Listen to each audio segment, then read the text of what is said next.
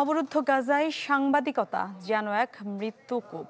২২ মাসে ইসরায়েলি হামলায় উপত্যকাটিতে প্রাণ গেছে ২ শতাধিক গণমাধ্যম কর্মীর, যা প্রশ্নবিদ্ধ করেছে আন্তর্জাতিক যুদ্ধনীতিকে।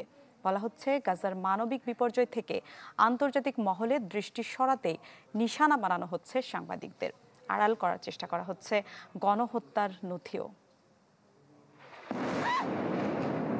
যুদ্ধের ভয়াবহতা আর গাজার বাসিন্দাদের অনাহার দুর্দশার কথা তুলে ধরছেন যারা, তাদের কণ্ঠস্বর রোধে যেন মরিয়া জায়নবাদী ইসরায়েল।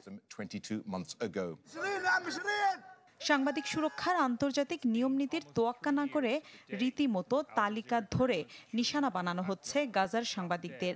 বিমান হামলায় আল জাজিরার ৫ সাংবাদিককে হত্যার পর নতুন করে সামনে আসলো সেই ইসরায়েলি দুরভিসন্ধি। বলা হচ্ছে, গাজার মানবিক বিপর্যয় থেকে আন্তর্জাতিক মহলের দৃষ্টি সরাতেই এমন নৃশংসতা।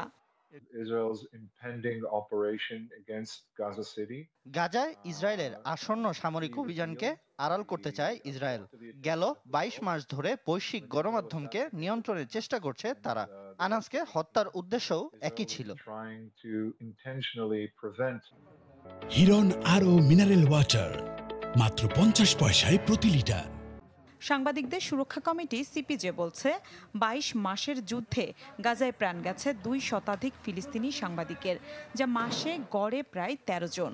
গাজায় নিহত সাংবাদিকের সংখ্যা প্রথম ও দ্বিতীয় বিশ্বযুদ্ধ, ভিয়েতনাম যুদ্ধ, যুগোস্লাভিয়া এবং আফগানিস্তানে মার্কিন যুদ্ধে নিহত সাংবাদিকদের চেয়ে বেশি। সাংবাদিক হত্যার এই সমীকরণ আটকে ওঠার মতো। মানবিকতার বিরুদ্ধে কঠিন যুদ্ধ চালাচ্ছে ইসরায়েল, যা রাষ্ট্রীয়ভাবে একটি পরিকল্পিত ম্যান্ডেট। বিদেশি সাংবাদিকদের গাজায় প্রবেশ নিষিদ্ধ হওয়ার পর থেকে যুদ্ধবিধ্বস্ত অঞ্চলটির পরিস্থিতি বিশ্ববাসীর সামনে তুলে ধরছেন ফিলিস্তিনি সাংবাদিকরাই।